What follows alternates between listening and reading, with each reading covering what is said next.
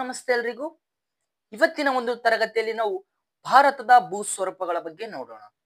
ಯಾರೆಲ್ಲ ನನ್ನ part 1 video ನೋಡಿಲ್ಲ, ಡಿಸ್ಕ್ರಿಪ್ಷನ್ ಅಲ್ಲಿ ಲಿಂಕ್ ನ ಹಾಕಿರ್ತೀನಿ. ಪ್ಲೀಸ್ ಒಂದ್ಸಲ ಅದನ್ನ ನೋಡಿ ನಂತರ ಈ ವಿಡಿಯೋನ ಕಂಟಿನ್ಯೂ ಮಾಡಿ. ಸೊ ಭಾರತದ ಭೂಸ್ವರೂಪಗಳು. ಫಿಸಿಯೋಗ್ರಾಫಿ ಆಫ್ ಇಂಡಿಯಾ. ಭಾರತದಲ್ಲಿ ಉತ್ತರ ಪರ್ವತಗಳು, the Himalayan ranges of mountain ಕಂಡು ಬರ್ತದ. ಪರ್ಯಾಯ ಪ್ರಸ್ಥಭೂಮಿ, ದ ಪೆನಿನ್ಸುಲರ್ ಪ್ಲೇಟು. ಉತ್ತರದ ಮಹಾ ಮೈದಾನ, the great plains of India. ಕರಾವಳಿಯ ಮೈದಾನ, ದ ಕೋಸ್ಟಲ್ ಪ್ಲೇನ್ಸ್. ಭಾರತದ ದ್ವೀಪಗಳು, ದ ಐಸ್ಲ್ಯಾಂಡ್ ಆಫ್ ಇಂಡಿಯಾ. ಇವಿಷ್ಟು ಏನು ಭಾರತದ ಭೂಸ್ವರೂಪಗಳಲ್ಲಿ ಕಂಡು ಬರ್ತಕ್ಕಂತಹ ಪ್ರಮುಖವಾಗಿರ್ತಕ್ಕಂತಹಗಳಾಗಿವೆ. ಸೊ ಇಲ್ಲಿ ನೋಡಿ, ಭಾರತದ ಒಂದು ನಕಾಶೆ ಮೂಲಕ ನಾವು ನೋಡ್ಬೇಕಾದ್ರೆ ಇಲ್ಲಿ ನೋಡಿ, ಇದು ಇಂಡಿಯಾ ಮ್ಯಾಪ್. ಪೂರ್ತಿ ಕಾಣಿಸ್ತಿಲ್ಲ, ಓಕೆ. ಸೊ ಈ ಒಂದು ಪಾರ್ಟ್ ಅಲ್ಲಿ ಏನಾಗಿರ್ತದೆ, ಉತ್ತರ ಭಾರತದ ಪರ್ವತಗಳು ಕಂಡು ಬರ್ತವ. ಸೊ ಇಲ್ಲಿ ಪ್ರಸ್ಥಭೂಮಿ ಭಾಗ ಆಗಿರ್ತದ, ಇದು ಮೈದಾನ ಭಾಗ. ಸೊ ಈ ಒಂದು ರೀಜನ್ ಅಲ್ಲಿ ಕರಾವಳಿ ಭಾಗ ಆಗಿರ್ತದ. ಸೊ ಈ ಪ್ರದೇಶ ಏನಿದೆ ಅಲ್ಲ, ಇದು ಮರುಭೂಮಿಯ ಒಂದು ಪ್ರದೇಶ ಆಗಿರ್ತದ. ಓಕೆ. ಸೊ ನೋಡಿ, ಮೊದಲನೇದು ನಾವು ಹಿಮಾಲಯ, ಉತ್ತರದ ಪರ್ವತಗಳ ಬಗ್ಗೆ ನೋಡೋಣ. ಈ ಉತ್ತರದ ಪರ್ವತಗಳು ಇವು ಸ್ನೋದಿಂದ, ಹಿಮದಿಂದ ಆವೃತವಾಗಿರ್ತಕ್ಕಂತಹ ಪರ್ವತಗಳಾಗಿರ್ತವೆ. ಈ ಹಿಮಾಲಯ ಪರ್ವತಗಳು ಮಡಿಕೆಯ ಪರ್ವತ, ಅಂದ್ರೆ ಯಂಗ್ ಫೋಲ್ಡ್ ಮೌಂಟೇನ್ಸ್. ಇವು ಇತ್ತೀಚೆಗೆ ನಿರ್ಮಾಣಗೊಂಡಿರ್ತಕ್ಕಂತಹ ಒಂದು ಹಿಮಾಲಯಗಳಾಗಿರ್ತವ.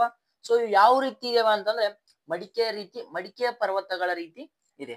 ಫಾರ್ ಎಕ್ಸಾಂಪಲ್, ಮಡಿಕೆ ಅಂತಂದ್ರೆ ಏನು ಅಂತಂದ್ರೆ ನೋಡಿ, ಎಕ್ಸಾಂಪಲ್ ಮಡಿಕೆ ರೀತಿಯಿಂದ ಯಾಕಿವೆ ಅಂತಂದ್ರೆ, ಇಲ್ಲಿ ಇದು ಒಂದು ನಾವೇನ್ ಮಾಡೋಣ, ಫಾರ್ ಎಕ್ಸಾಂಪಲ್ ಈ ರೀತಿ ನಮ್ಮ ಇದು ಭಾರತ ಇತ್ತು, ಇಲ್ಲಿ ಏಷ್ಯಾ ಅಂದ್ರೆ ಯುರೋಪ್, ಅವೆಲ್ಲ ಕಂಟ್ರಿಗಳು, ಯುರೋಪ್ ಮತ್ತೆ ಕಂಟ್ರಿಗಳು ಕಂಡು ಬರ್ತಾವ. ಸೊ ಏನಾಯ್ತು, ಭಾರತ ಈ ರೀತಿ ಉತ್ತರ ಭಾಗಕ್ಕೆ ಬರ್ತಾ ಹೋಯ್ತು. ಬರ್ತಾ ಇಲ್ಲಿ ಒಂದು ತೇತೀಸ್ ಸಮುದ್ರ ಇತ್ತು. ಭಾರತ ಮಧ್ಯೆ ಏನಿತ್ತು, ಒಂದು ತೇತೀಸ್ ಸಮುದ್ರ ಇತ್ತು. ಈ ತೇತೀಸ್ ಸಮುದ್ರಗಳನ್ನು ಈ ರೀತಿ ಬಂದು ಕೇಸಿಂದ ಏನಾಯ್ತು ನೋಡಿ, ಈ ರೀತಿ ಫಾರ್ಮೇಶನ್ ಆಯ್ತು. ಈ ರೀತಿ ಫಾರ್ಮೇಶನ್ ಆಗಿರ್ತಕ್ಕಂತಹ ರಚನೆಗೆ ನಾವೇನ್ ಕರಿತೀವಿ, ಫೋಲ್ಡ್ ಮೌಂಟೇನ್ಸ್ ಅಂತಂದು ಕರಿತೀವಿ, ಮಡಿಕೆಯ ಪರ್ವತಗಳು. ಸೊ ಈ ರೀತಿ ಫೋಲ್ಡ್ ಆಗಿ ಅಲ್ಲಿರ್ತಕ್ಕಂತಹ ತೇತೀಸ್ ಸಮುದ್ರ ಏನಾಗ್ತದ, ಮಾಯವಾಗಿ ಹೋಗ್ತದ. ಸೊ ಒಂದು ವೇಳೆ ನಮಗ್ ಕ್ವಶನ್ ಭಾರತದ ಒಂದು ಈ ಹಿಮಾಲಯ ರಚನೆಗೊಂಡಿರತಕ್ಕಂತ ಪೂರ್ವದಲ್ಲಿ ಅಲ್ಲಿ ತೇತೀಸ್ ಸಮುದ್ರ ಇತ್ತೋ ಇಲ್ಲ ಅಂತ ಕೇಳಿದ್ರೆ, ಹಿಮಾಲಯಕ್ಕಿಂತ ಮುಂಚೆ ತೇತೀಸ್ ಇತ್ತು. ಆದ್ರೆ ಏನ್ ಹಿಮಾಲಯ ರಚನೆಗೊಂಡ್ತವಲ್ಲ, ಆ ಸಂದರ್ಭದಲ್ಲಿ ಏನಾಗ್ತದ, ತೇತೀಸ್ ಏನಾಗುತ್ತದ, ಅದು ಮುಳುಗಿ ಹೋಗ್ತದ. ಓಕೆ, ಕ್ಲಿಯರ್ ಆಯ್ತಾ? ಸೊ ಇಲ್ಲಿ ನೋಡಿ, ಈ ಹಿಮಾಲಯ ಪರ್ವತಗಳಲ್ಲಿ ಸೊ ಈಸ್ಟ್ ಟು ವೆಸ್ಟ್, ಪೂರ್ವದಿಂದ ಪಶ್ಚಿಮಕ್ಕೆ ಏನಿದೆ ಅಲ್ಲ, ಇಲ್ಲಿ ನೋಡಿ, ಇಲ್ಲಿ ಮ್ಯಾಪ್ ಅಲ್ಲಿ ನೋಡಿ, ಇದು ವೆಸ್ಟ್ ಪಶ್ಚಿಮ, ಇದು ಪೂರ್ವ. ಈ ಪ್ರದೇಶದ ಒಳಗೆ ಏನಾಗಿದೆ, ಹಿಮಾಲಯ ಪರ್ವತಗಳು ಹಬ್ಬಿಕೊಂಡಿವೆ. ಸೊ ಇಲ್ಲಿ ಎಲ್ಲಿಂದ ಪ್ರಾರಂಭ ಆಗ್ತದ ಅಂತಂದ್ರೆ, ಇಲ್ಲಿ ಇಂಡಸ್ ರಿವರ್, ಸಿಂಧೂ ನದಿಯ ಮೂಲಕ ಹರಿದು ಇಲ್ಲಿ ಪೂರ್ವದಲ್ಲಿ ಬ್ರಹ್ಮಪುತ್ರ ನದಿವರೆಗೆ ಇದೇನಾಗ್ತದ, ಹಿಮಾಲಯ ಪರ್ವತಗಳ ಹರಡಿದೆ. ಇಲ್ಲಿ ನೋಡಿ, ಇಲ್ಲಿ ಹಿಮಾಲಯಗಳಲ್ಲಿ ಪ್ರಮುಖವಾಗಿ ನಾವು ಏನ್ ಮಾಡ್ತೀವಿ, 3 ರೀತಿಯ ಹಿಮಾಲಯಗಳಿವೆ. ಮೊದಲನೇದು ಈ ಪಾರ್ಟ್, ಇದು ಏನಿದೆಲ್ಲ ಮೇಲ್ಪಾರ್ಟು, ಇದು ಮಹಾ ಹಿಮಾಲಯ, ಗ್ರೇಟರ್ ಹಿಮಾಲಯ, ಅಥವಾ ಅದಕ್ಕೆ ಹಿಮಾದ್ರಿ ಅಂತಾನು ನಾವು ಕರಿತೀವಿ. ಸೊ ನೆಕ್ಸ್ಟ್ ಇನ್ನರ್ ಹಿಮಾಲಯ, ಮಧ್ಯ ಹಿಮಾಲಯ ಅಂತ ಕರಿತೀವಿ. ಸೊ ಅತ್ಯಂತ ಕೆಳಗಿರ್ತಕ್ಕಂಥದ್ದೇ ಶಿವಾಲಿಕ್, ಹೊರ ಹಿಮಾಲಯ ಆಗಿರ್ತದೆ ನೋಡಿ. ಓಕೆ, ಇದಿಷ್ಟು ಕ್ಲಿಯರ್ ಆಯ್ತಾ? ಮೊದಲು ಮಹಾ ಹಿಮಾಲಯ, ಗ್ರೇಟರ್ ಹಿಮಾಲಯ, ನಂತರ ಇನ್ನರ್ ಹಿಮಾಲಯ, ಮಧ್ಯ ಹಿಮಾಲಯ, ಮೂರನೇದು ಶಿವಾಲಿಕ್, ಹೊರ ಹಿಮಾಲಯ. ಸರ್ ಏನ್ರಿ ಸರ್ ನೀವು ಟ್ರಾನ್ಸ್ ಹಿಮಾಲಯದಿಂದ ಆಚೆ ಇರ್ತಕ್ಕಂಥ ಹಿಮಾಲಯಗಳ ಬಗ್ಗೆನೇ ಹೇಳ್ತಾ ಇಲ್ಲ ಅಂತಂದ್ರೆ, ಅದು ಮುಂಬರ್ತಕ್ಕಂತಹ ಒಂದು ತರಗತಿಯಲ್ಲಿ ನಾನು ಅದರ ಬಗ್ಗೆ ಎಕ್ಸ್ಪ್ಲೇನ್ ಮಾಡ್ತೀನಿ. ಸೊ ನೀವು ಪ್ರೆಸೆಂಟ್ ಈ 3 ಹಿಮಾಲಯಗಳ ಬಗ್ಗೆ ಅಧ್ಯಯನ ಮಾಡೋಣ. ಸೊ ಇಲ್ಲಿ ಬರ್ತಕ್ಕಂತಹ ಶಿಖರಗಳಾಗಿರ್ಬೋದು, ಪಾಸಸ್ ಆಗಿರ್ಬೋದು, ಇವುಗಳ ಬಗ್ಗೆ ಅಧ್ಯಯನ ನಾವು ಇವತ್ತಿನ ತರಗತಿಯಲ್ಲಿ ಮಾಡೋಣ.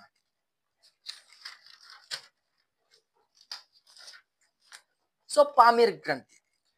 ಪಾಮೀರ್ ಅಂತಂದ್ರೆ ಇದು ಹಿಮಾಲಯ ಮತ್ತು ಸೆಂಟ್ರಲ್ ಏಷಿಯಾ ಕನೆಕ್ಟಿಂಗ್ ಲಿಂಕ್ ಆಗಿದೆ. ಅಂದ್ರೆ ಇಲ್ಲಿ ನೋಡಿ, ಇದು ಹಿಮಾಲಯ ರೀಜನ್ ಇದೆ ಮ್ಯಾಪ್ ಅಲ್ಲಿ, ಇದು ಹಿಮಾಲಯ ರೀಜನ್, ಇಲ್ಲಿ ಸೆಂಟ್ರಲ್ ಏಷ್ಯಾ ಇದೆ. ಈ ಎರಡು ಒಂದು ಕೂಡಿಕೊಳ್ಳುವ ಒಂದು ಕನೆಕ್ಷನ್ ಲಿಂಕ್ ಏನಾಗಿರ್ತದ, ಅದು ಪಾಮೀರ್ ಗ್ರಂಥಿ ಆಗಿದೆ. ತಿಳಿತಾ? ಹಿಮಾಲಯ ಮತ್ತು ಏನು ಏಷ್ಯಾ ಭಾಗ ಇದೆಲ್ಲ, ಮಧ್ಯ ಏಷ್ಯಾ ಭಾಗ ಇದೆಲ್ಲ, ಅವೆರಡನ್ನ ಕೂಡಿಕೊಳ್ಳತಕ್ಕಂತಹ ಈ ಒಂದು ಪ್ರದೇಶ ಇದೆಯಲ್ಲ, ಅದಕ್ಕೆ ನಾವು ಏನಂತ ಕರಿತೀವಿ, ಪಾಮೀರ್ ಅಂತಂದು ಕರಿತೀವಿ. ಓಕೆ. ಸೊ ಗ್ರೇಟರ್ ಹಿಮಾಲಯ, ಹಿಮಾಲಯದಲ್ಲಿ ಮೊಟ್ಟ ಮೊದಲು ಕಂಡು ಬರ್ತಕ್ಕಂಥದ್ದು greater Himalaya. So greater Himalaya ಇವು ಉತ್ತರದ ಅತ್ಯಂತ ತುತ್ತ ತುದಿಯಲ್ಲಿವೆ. ಉತ್ತರದ ನಮ್ಮ ಭಾರತ ನಕಾಶೆಯಲ್ಲಿ ಉತ್ತರದ ಅತ್ಯಂತ ತುತ್ತ ತುದಿಯಲ್ಲಿ ಏನಿರ್ತವ, ಮಹಾ ಹಿಮಾಲಯಗಳು ಕಂಡು ಬರ್ತವೆ. ವಿಶ್ವದ ಅತಿ ಎತ್ತರದ ಶಿಖರ ಕೂಡ ಇಲ್ಲಿ ಕಂಡು ಬರ್ತದೆ.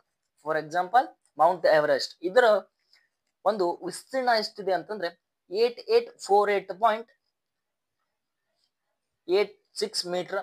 ಇದರದ ರೀಸೆಂಟ್ ಒಂದು ಅಳತೆ ಮಾಡಿರೋ ಪ್ರಕಾರ ಅಷ್ಟಿದೆ.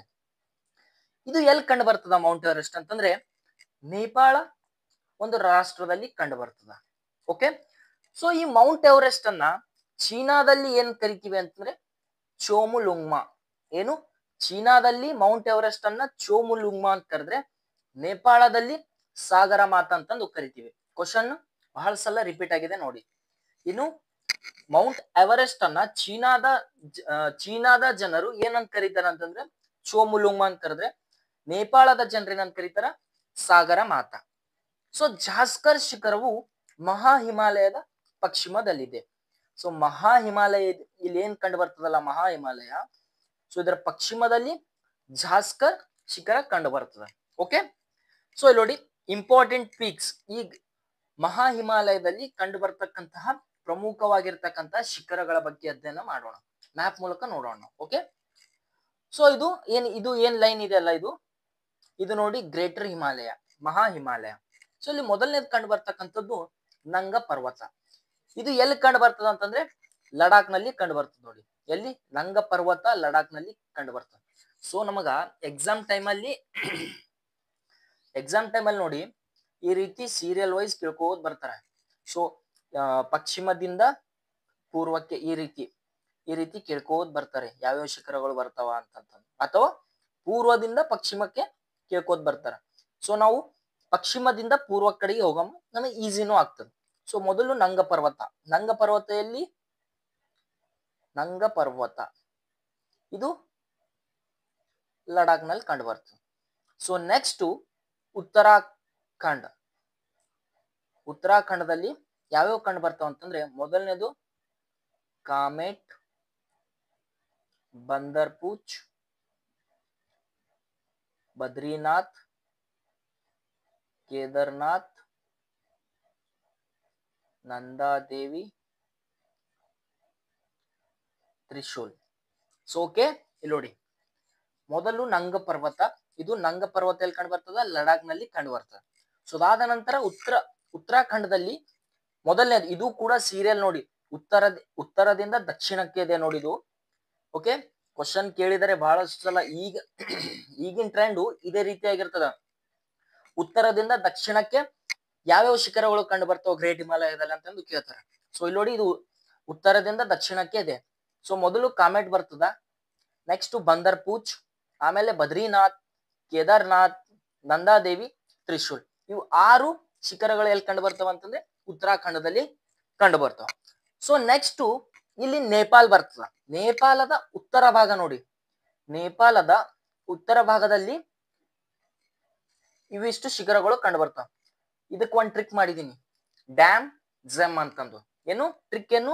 ಡ್ಯಾಮ್ ಜಮ್. ನೇಪಾಳದ ಉತ್ತರ ಭಾಗದಲ್ಲಿ ಕಂಡು ಬರ್ತಾವ ನೋಡಿ, ದಕ್ಷಿಣದಲ್ಲ, ನೇಪಾಳದ ಉತ್ತರ ಭಾಗದಲ್ಲಿ ಕಂಡು ಬರ್ತಕ್ಕಂಥದ್ದು ಯಾವ್ಯಾವುದು? ಟ್ರಿಕ್ ಏನು? Dam gem. ಡಿ ಅಂದ್ರೆ Dhaulagiri, D means Dhaulagiri, A means Annapurna, M ಅಂದ್ರೆ ಮಾನಸ್ಲು, ಫಸ್ಟ್ ಮಾನಸ್ಲು, ಆಮೇಲೆ ಜಿ ಅಂದ್ರೆ ಗೌರಿ ಶಂಕರ್, ಇ ಅಂದ್ರೆ ಮೌಂಟ್ ಎವರೆಸ್ಟ್. ಎಂ ಅಂದ್ರೆ ಮಾಕಾಳು. ಏನೇನು? Dhaulagiri, Annapurna, Manaslu, Gaurishankar, mount Everest, Makalu. ಇವು ಏನ್ ಇವೆಲ್ಲ ಇವು ನೇಪಾಳದಲ್ಲಿ ಕಂಡು ಬರ್ತಕ್ಕಂತಹ ಮಹಾ ಹಿಮಾಲಯದ ಒಂದು ಶಿಖರಗಳಾಗಿರ್ತವ. So next Sikkim. ಸಿಕ್ಕಿಂನಲ್ಲಿ ಕಾಂಚನಜುಂಗ 8599 ಮೀಟರ್. ಇದರದ್ದು ಹೈಟ್ ಎಷ್ಟು? 8599 ಮೀಟರ್. ಸಿಕ್ಕಿಂನಲ್ಲಿ ಕಂಡು ಬರ್ತಕ್ಕಂಥದ್ದು ಕಾಂಚನಜುಂಗ. ಸೊ ನೆಕ್ಸ್ಟ್ ಅರುಣಾಚಲ ಪ್ರದೇಶದಲ್ಲಿ. ಈ ಅರುಣಾಚಲ ಪ್ರದೇಶದಲ್ಲಿ ಒಂದು ಕಾಂಗ್ಟೋ ಮತ್ತು ಇನ್ನೊಂದು ನಾಮ್ಚ ಬರ್ವಾ. ಓಕೆ, ಯಾವುದು? ಒಂದು ಕಾಂಗ್ಟೋ, ಇನ್ನೊಂದು ನಾಮ್ಚ ಬರ್ವಾ. ಇವಿಷ್ಟು ಶಿಖರಗಳಾಯ್ತು. ನೆಕ್ಸ್ಟ್ ಪ್ರಮುಖ ಹೆದ್ದಾರಿಗಳು ಅಂದ್ರೆ ಇನ್ ದ ಸೆನ್ಸ್ ಪ್ರಮುಖ ಪಾಸಸ್. ಯಾವ್ಯಾವ ಪಾಸ್ಗಳಿವೆ ಇಲ್ಲಿ ಅಂತಂದ್ರೆ ಕಾರಾಕೋರಂ ನೋಡಿ, ಜಮ್ಮು ಮತ್ತು ಕಾಶ್ಮೀರದ ಟು ಚೀನಾ. ಎಲ್ಲಿಂದ? ಕಾರಾಕೋರಂ ಜಮ್ಮು ಮತ್ತು ಕಾಶ್ಮೀರದಿಂದ ಚೀನಾದವರೆಗೆ ಏನಿದೆ? ಪಾಸಸ್ ಇದೆ. ಸೊ ಬುರ್ಜಿಲಾ ಪಾಸ್ ಎಲ್ಲಿದೆ? ಕಾರ್ಗಿಲ್ ಮತ್ತು ಗಿಲ್ಗಿಟ್, ಜಮ್ಮು ಕಾಶ್ಮೀರದಲ್ಲಿ ಕಂಡು ಬರ್ತದೆ. ಯಾವುದು? ಬುರ್ಜಿಲಾ. ಜೋಜಿಲಾ ಎಲ್ಲಿದೆ? ಶ್ರೀನಗರ ಮತ್ತು ಕಾರ್ಗಿಲ್ ನಲ್ಲಿ, ಇದು ಕೂಡ ಜಮ್ಮು ಕಾಶ್ಮೀರದಲ್ಲಿದೆ. ಸೊ ಶಿಪ್ಕಿಲಾ ಹಿಮಾಚಲ ಪ್ರದೇಶ ಮತ್ತು ಚೀನಾ ನಡುವೆ ಒಂದು ಪಾಸ್ ಆಗಿರ್ತದೆ, ಶಿಪ್ಕಿಲಾ. ಜಲೆಪ್ಲಾ ಇಲ್ಲಿ ಸಿಕ್ಕಿಂ ಟು ಚೀನಾ ನೋಡಿ, ಜಲೆಪ್ಲಾ. ಯಾಂಗ್ಯಾಪ್ ಪಾಸ್ ಅಲ್ಲಿ ಅರುಣಾಚಲ್ ಟು ಚೀನಾ ನೋಡಿ, Yangyap pass Arunachal to China. So ಇನ್ನೊಂದ್ಸಲ ನೋಡೋಣ. ಕಾರಾಕೋರಮು ಜಮ್ಮು ಮತ್ತು ಕಾಶ್ಮೀರದಿಂದ ಚೀನಾದವರೆಗೆ, ಬುರ್ಜಿಲಾ ಕಾರ್ಗಿಲ್ ಮತ್ತು ಗಿಲ್ಗಿಟ್ ವರೆಗೆ, ಜೋಜಿಲಾ ಶ್ರೀನಗರ ಮತ್ತು Kargil, Shipki La Himachal Pradesh to China, Jelep La Sikkim to China, Yangpa pass Arunachal ಮತ್ತು ಚೀನಾ ಮಧ್ಯೆ ಇರ್ತಕ್ಕಂತಹ ಪಾಸಸ್ಗಳು. ಕ್ಲಿಯರ್ ಆಯ್ತಾ? ಸೊ ನೆಕ್ಸ್ಟ್ ನೋಡೋಣ. ನೆಕ್ಸ್ಟ್ ಮಿಡಲ್ ಹಿಮಾಲಯ, ಮಧ್ಯ ಹಿಮಾಲಯ. ಸೊ ಮೊದಲು ಗ್ರೇಟರ್ ಹಿಮಾಲಯ, ನಂತರ ಮಧ್ಯ ಹಿಮಾಲಯ. ಈ ಮಧ್ಯ ಹಿಮಾಲಯ ಗ್ರೇಟರ್ ಹಿಮಾಲಯ ಮತ್ತು ಕೆಳ ಹಿಮಾಲಯಗಳ ಮಧ್ಯೆ ಕಂಡು ಬರ್ತಕ್ಕಂಥದ್ದೇ ಮಧ್ಯ ಹಿಮಾಲಯ ಆಗಿರ್ತದೆ. ತಿಳಿತಾ? ಸೊ ಇಲ್ಲಿ ಮ್ಯಾಪ್ ಮೂಲಕ ನಾವು ನೋಡೋಣ. ಇಲ್ಲಿ ಮೊದಲನೇದ ಶಿಖರ ಯಾವುದು? ಫಸ್ಟ್ ಶಿಖರ ಯಾವ್ದು ಕಾಣ್ತದ? ಪೀರ್ ಪಂಜಾಲ್. ಇದು ಎಲ್ಲಿದೆ? ಜಮ್ಮು ಮತ್ತು ಕಾಶ್ಮೀರ ಪ್ಲಸ್ ಹಿಮಾಚಲ ಪ್ರದೇಶ ಎರಡರ ಗಡಿಯಲ್ಲಿ ಏನಿದೆ? ಪೀರ್ ಪಂಜಾಲ್ ಕಂಡು ಬರ್ತದೆ. ಸೊ ನೆಕ್ಸ್ಟ್ ದೌಲಾಧಾರ್, ಅಲ್ಲಿ ಧವಳಗಿರಿ ನೋಡಿದ್ವಿ, ಎಲ್ಲಿ? ನೇಪಾಳದ ಹತ್ರ ಮೊದಲು ಡ್ಯಾಮ್ ಜಮ್ ಧವಳಗಿರಿ, ಬಟ್ ಇದು ದೌಲಾಧಾರ್ ನೋಡಿ. ದೌಲಾಧಾರ್ ಜಮ್ಮು ಮತ್ತು ಕಾಶ್ಮೀರ ಪ್ಲಸ್ ಹಿಮಾಚಲ ಪ್ರದೇಶದಲ್ಲಿ ಕಂಡು ಬರ್ತದೆ. ಪೀರ್ ಪಂಜಾಲ್ ಮೊದಲನೇದು, ಆಮೇಲೆ ದೌಲಾಧಾರು. ನೆಕ್ಸ್ಟ್ ಉತ್ತರಾಖಂಡದಲ್ಲಿ ದಕ್ಷಿಣ ಭಾಗದಲ್ಲಿ ಕಂಡು ಬರ್ತಕ್ಕಂಥದ್ದು ಟ್ರಿಕ್ ನೋಡಿ, NMK ಅಂತ ನೆನ್ಪಿಟ್ಕೊಳ್ಳಿ.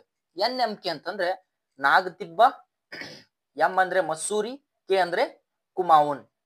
ಈ ರೀತಿನೂ ಸೀರಿಯಲ್ ಒಳಗಡೆ ಕೇಳ್ತಾರೆ. ಸೊ ಮೊದಲನೇದು ಪೀರ್ ಪಂಜಾಲು, ಎರಡನೇದು ದೌಲಾಧಾರು, ಮೂರನೇದು ನಾಗತಿಬ್ಬ, ಮಸೂರಿ, ಕುಮಾವುನ್. ಸೊ ನೇಪಾಳದ ದಕ್ಷಿಣ ಭಾಗದಲ್ಲಿ ಕಂಡು ಬರ್ತಕ್ಕಂಥ ಶಿಖರನೇ ಮಹಾಭಾರತ. ಅದು ಒಂದೇ ನೋಡಿ, ನೇಪಾಳದಲ್ಲಿ ಮಹಾಭಾರತ ಎಂಬ ಶಿಖರ ಕಂಡು ಬರ್ತದೆ. ಸೊ ನೆಕ್ಸ್ಟ್ ಪಾಸಸ್ ನೋಡೋಣ. ಇಲ್ಲಿರ್ತ ಮಧ್ಯ ಹಿಮಾಲಯದಲ್ಲಿರ್ತಕ್ಕಂಥ ಪಾಸಸ್. ಪೀರ್ ಪಂಜಾಲ್ ಇದು ಜಮ್ಮು ಮತ್ತು ಕಾಶ್ಮೀರದಲ್ಲಿದೆ. ಪೀರ್ ಪಂಜಾಲ್ ಹೆಸರೇ ಸೂಚಿಸುವ ಹಾಗೆ ಜಮ್ಮು ಮತ್ತು ಕಾಶ್ಮೀರದಲ್ಲಿ ಇದು ಪಾಸ್ ಇದೆ. ನೆಕ್ಸ್ಟ್ ಬನಿಹಾಲ್ ಪಾಸ್, ಇದು ಕೂಡ ಜಮ್ಮು ಮತ್ತು ಕಾಶ್ಮೀರದಲ್ಲಿ ಕಂಡು ಬರ್ತದೆ. ಇದಕ್ಕೆ ಜವಾಹರ್ ಟನಲ್ ಅಂತ ಕೂಡ ಕರೀತಾರೆ. ಸೊ ನೆಕ್ಸ್ಟ್ ರೋಹ್ಟಂಗ್ ಪಾಸ್, ಇದು ಹಿಮಾಚಲ ಪ್ರದೇಶದಲ್ಲಿ ಕಂಡು ಬರ್ತದೆ. ಕುಲು ಪ್ಲಸ್ ಕೇಲುಂಗ್ ರೋಡ್ ನಲ್ಲಿ ಇದು ಲೊಕೇಟೆಡ್ ಇರ್ತದೆ. ಸೊ ಜವಾಹರ್ ಟನಲ್ ಬಗ್ಗೆ ನಾವು ಸ್ವಲ್ಪ ಒಂದಿಷ್ಟು ಬೇಸಿಕ್ಸ್ ನೋಡೋಣ. ಇದಕ್ಕ ಬನಿಹಾಲ್ ಟನಲ್ ಅಂತಾನು ಕರಿತೀವಿ ನಾವು. ಯಾವ್ದಕ್ಕೆ? ಜವಾಹರ್ ಟನಲ್ಗೆ ಬನಿಹಾಲ್ ಟವರ್ ಅಂತಾನು ಕರಿತೀವಿ. ಇದು ಎಷ್ಟು ಕಿಲೋಮೀಟರ್ ಉದ್ದದ ಅಂತಂದ್ರೆ 2.85 ಕಿಲೋಮೀಟರ್ ಉದ್ದ ಇದೆ. ಸೊ ಇದು ನ್ಯಾಷನಲ್ ಹೈವೇ ಎಷ್ಟು? 44 ನ್ಯಾಷನಲ್ ಹೈವೇ ಅಲ್ಲಿ ಕಂಡು ಬರ್ತದೆ. ಇದು ಯಾವ್ಯಾವ ಒಂದು ರಸ್ತೆಗಳನ್ನ ಕೂಡಿಸ್ತದ ಅಂತಂದ್ರೆ ಜಮ್ಮು ಮತ್ತೆ ಶ್ರೀನಗರವನ್ನ ಕೂಡಿಸ್ತದೆ ನೋಡಿ. ಏನು? ಈ ಒಂದು ಜವಾಹರ್ ಟನಲ್ ಏನಿದೆ ಜಮ್ಮು ಮತ್ತು ಶ್ರೀನಗರನ ಕೂಡಿಸ್ತಕ್ಕಂತಹ ಒಂದು ಟನಲ್ ಆಗಿರ್ತದೆ. ಸೊ ನೆಕ್ಸ್ಟ್ ರೋಹ್ಟಂಗ್ ಟನಲ್, ಇದಕ್ಕೂ ನಾವು ಅಟಲ್ ಟನಲ್ ಅಂತಾನು ಕರಿತೀವಿ. ರೋಹ್ಟಂಗ್ ಟನಲ್ಗೆ ನಾವು ಅಟಲ್ ಟನಲ್ ಅಂತಾನು ಕರಿತೀವಿ. ಇದು ಹಿಮಾಚಲ ಪ್ರದೇಶದಲ್ಲಿ ಕಂಡು ಬರ್ತದೆ. ಇದರ ಉದ್ದ ಎಷ್ಟಂದ್ರೆ 9.02 ಕಿಲೋಮೀಟರ್ ಆಗಿರ್ತದೆ. ಇದು longest highway tunnel in the world. ಇಡೀ ವಿಶ್ವದಲ್ಲಿಯೇ ಲಾಂಗೆಸ್ಟ್ ಅತ್ಯಂತ ಉದ್ದವಾಗಿರ್ತಕ್ಕಂತಹ ಟನಲ್ ರೋಹ್ಟಂಗ್ ಟನಲ್ ಆಗಿರ್ತದೆ. ಸುಮಾರು ಇದು 300 ಮೀಟರ್ ಅಂದ್ರೆ 10,000 ಫೀಟ್ ಅಷ್ಟು ಉದ್ದ ಇದೆ ನೋಡಿ. ಇದು ಮನಾಲಿ ಮತ್ತು ಲಾಹುಲ್ ಸ್ಪೀಟಿ ಇವನ್ನ ಕನೆಕ್ಟ್ ಮಾಡ್ತದ ನೋಡಿ. ಯಾವುದು ಈ ರೋಹ್ಟಾಂಗ್ ಟನಲ್ ಏನಿದೆಲ್ಲ ಮನಾಲಿ ಮತ್ತು ಲಾಹುಲ್ ಸ್ಪೀಟಿಯನ್ನ ಕನೆಕ್ಟ್ ಮಾಡ್ತದ. ಓಕೆ, ಕ್ಲಿಯರಾ? ಸೊ ನೆಕ್ಸ್ಟ್ ನೋಡೋಣ. ನೆಕ್ಸ್ಟ್ ಅತ್ಯಂತ ಹೊರ ಹಿಮಾಲಯ ಶಿವಾಲಿಕ್. ಇದು 900ರಿಂದ 1200 ಮೀಟರ್ ವರೆಗೆ ವಿಸ್ತರಿಸಿದೆ. Youngest part of the mountain. ಇದು ಯಂಗೆಸ್ಟ್ ಪಾರ್ಟ್ ಇಂದ ಮೌಂಟೇನ್ ಆಗಿರ್ತಕ್ಕಂಥದ್ದು ಆಗಿರ್ತದೆ ನೋಡಿ. ಯಾವುದು? ಹೊರ ಹಿಮಾಲಯ. ಸೊ ಇದು ಲೈಸ್ ಬಿಟ್ವೀನ್ ಮಧ್ಯ ಹಿಮಾಲಯ ಅಂಡ್ ಮೈದಾನ ಪ್ರದೇಶ. ಸೊ ಇದು ಎಲ್ಲಿ ಕಂಡು ಬರ್ತದೆ ಅಂದ್ರೆ ಮೇಲೆ ಮಧ್ಯ ಹಿಮಾಲಯ ಇದೆ, ಅದಾದ ನಂತರ ಹೊರ ಹಿಮಾಲಯ ಶಿವಾಲಿಕ್ ಮಧ್ಯದಲ್ಲಿ ಇರ್ತದ. ಸೊ ಅದಾದ ನಂತರ ಮೈದಾನ ಪ್ರದೇಶ. ಈ ಮೈದಾನ ಪ್ರದೇಶ ಮತ್ತೆ ಈ ಶಿವಾಲಿಕ್ಕು ಈ ಮಧ್ಯ ಹಿಮಾಲಯ ಇದ್ರಗಳ ಮಧ್ಯನೇ ಇರತಕ್ಕಂಥದ್ದು ಶಿವಾಲಿಕ್ ಅಥವಾ ಹೊರ ಹಿಮಾಲಯ ಆಗಿರ್ತದೆ.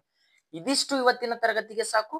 ಸೊ ಹೀಗೆ ನನ್ನ ವಿಡಿಯೋ ನಿಮ್ಗೆ ಬೇಕಾಗಿತ್ತಂತಂದ್ರೆ ನನ್ನ ಯೂಟ್ಯೂಬ್ ಚಾನಲ್ನ ಸಬ್ಸ್ಕ್ರೈಬ್ ಮಾಡಿ, ನಿಮ್ಮ ಸ್ನೇಹಿತರಿಗೂ ಶೇರ್ ಮಾಡಿ. ಸೊ ಇದೇ ರೀತಿ